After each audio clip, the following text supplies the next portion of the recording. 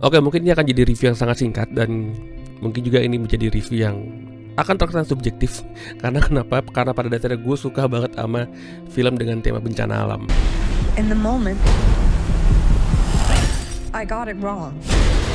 Dari waktu gue kecil tuh, dari era-eranya Independence Day, terus ada Volcano, terus juga ada film ini Twister, bahkan sampai tema-tema makhluk-makhluk kayak Anaconda. Itu dulu Anaconda pertama yang diperankan oleh Jennifer Lopez. Itu salah satu film yang cukup populer zaman dulu dan cukup terkenal. Dan The Speak, Deep Impact, The Day After Tomorrow, itu ketika ada film dengan tema bencana alam, gue pasti nggak bakalan nggak nonton, karena ini adalah salah satu tema film atau genre film favorit gue sih, selain film monster-monsteran, tapi yang giant monster. Film apa yang gue maksud? Filmnya berjudul Twister.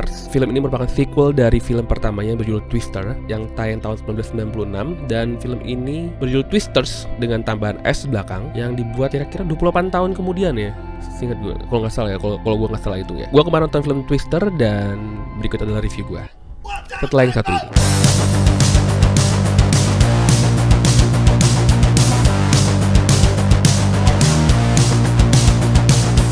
Premis dari film ini sebenarnya simple, bercerita tentang sekelompok orang yang berusaha untuk mencari cara agar kita manusia bisa mencoba untuk menanggulangi atau mencegah terjadinya angin tornado, khususnya di wilayah Amerika Serikat. Karena ya seperti yang kita tahu bahwa Amerika Serikat adalah salah satu negara yang paling sering dilanda oleh angin tornado. Ya di Indonesia juga ada sih, cuma kayaknya nggak sebombastis di Amerika sih. Kalau di Indonesia namanya angin puting beliung deh kalau nggak salah ya. Tapi seingat gua baru-baru ini ada insiden angin tornado di Bandung kalau nggak salah.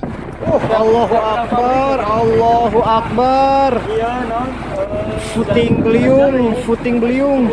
Sampai disebut tornado karena biasanya ketika ada bencana modelan begitu di Indonesia kita sebutnya dengan angin puting beliung. Nah, baru pertama kali ini terjadi yang namanya angin tornado di Bandung.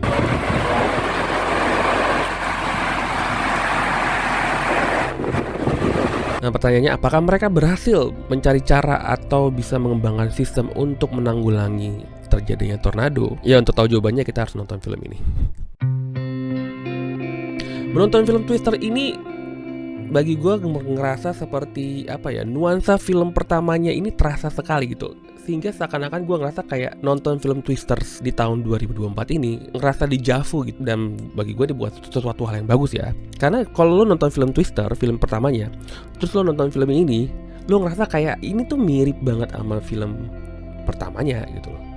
Walaupun dari segi cerita berbeda, dan ini walaupun film sequel, film itu nggak ada hubungannya, hampir nggak ada hubungannya dengan film pertamanya. Kalaupun ada, paling cuman alat yang mereka gunakan yang namanya Dorothy yang di film pertamanya itu ada, dan di film ini digunakan kembali. Namun sepertinya penggunaan Dorothy ini hanya lebih pada alasan nostalgia aja sih, atau alasan yang memperkuat bahwa sebenarnya film Twisters ini memiliki hubungan dengan film pertamanya. Namun apakah itu menjadi masalah? Enggak. Nggak jadi masalah.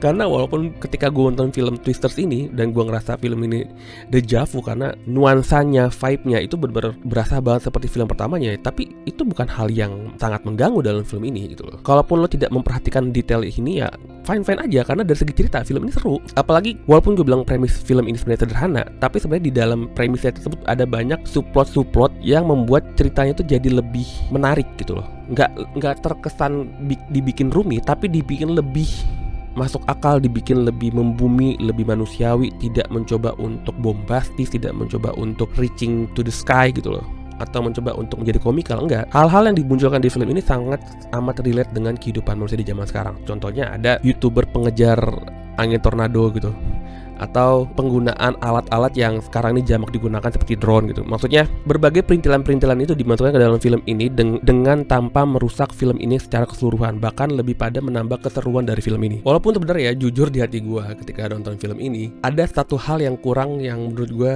sebenarnya harus ada sih di film keduanya ini gitu loh. Karena di film keduanya ini pun Dorothy-nya ada gitu, yang mana Dorothy adalah salah satu alat atau teknologi yang digunakan di film pertamanya. Digunakan untuk alasan nostalgia atau mencoba memberikan koneksi dengan film pertamanya.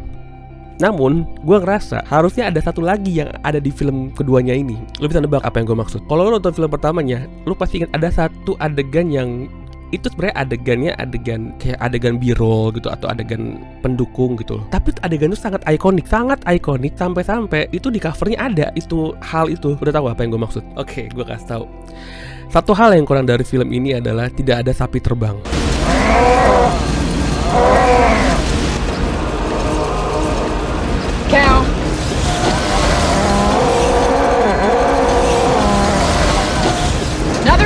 Dari semua hal yang berterbangan di film ini, mulai dari traktor, alat-alat berat, bahkan sampai baling-baling mesin PLTU, itu semuanya bisa berterbangan gitu. Tapi kenapa tidak ada sapi yang terbang di sini? Karena di film pertamanya itu penampakan sapi terbang itu ada penampakan atau sebuah adegan yang sebenarnya tidak penting, cuma karena itu sangat tidak biasa, jadinya ikonik dan memorable sapi terbang. Saking memorablenya sampai di posternya pun ditampilkan sapi terbang. Ya jadi pas gue nonton filmnya kayak gue ngerasa, ayo mana sapi terbangnya, ayo gue kangen nih lihat sapi terbang. Cuma sayangnya nggak ada sih sapi terbangnya. Padahal itu salah satu hal yang mendukung film ini memiliki kaitan dengan film pertamanya. Maksudnya kaitan dari segi fun. Namun secara keseluruhan gue bisa bilang bahwa film ini sangat fun. Dari segi cerita nggak ada masalah yang sangat berarti dari awal sampai akhir. Itu sangat enak untuk dinikmati. Bahkan awal dari film ini pun sanggup memberikan fondasi yang kuat untuk keseluruhan filmnya. Pokoknya gue nggak ada masalah dengan ceritanya. Ceritanya ini menarik gitu loh. Dan again, seperti ideologi gue dalam menilai sebuah film ya, film ini memiliki genre disaster movie. Jadi apa yang dijual yaitu adalah bencana alamnya. Dan yes, film ini berhasil mengerjakan tugasnya dengan baik.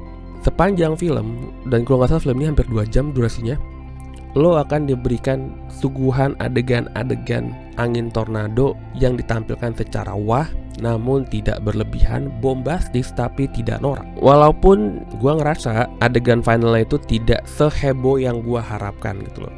Maksudnya ketika nonton film Twister, itu adegan finalnya itu hebohnya berasa gitu, karena kalau nggak salah adegan finalnya itu angin tornado itu angin yang muncul tuh angin yang gede banget itu, yang saking gedenya itu sampai bisa nerbangin segala hal yang mereka sentuh, sampai rumah pun bisa terbang gitu loh. Dan seingat gua dulu ada film dengan tema yang sama tentang tornado yang berjudul Into the Storm, di mana adegan finalnya itu melibatkan sampai pesawat-pesawat juga terbang.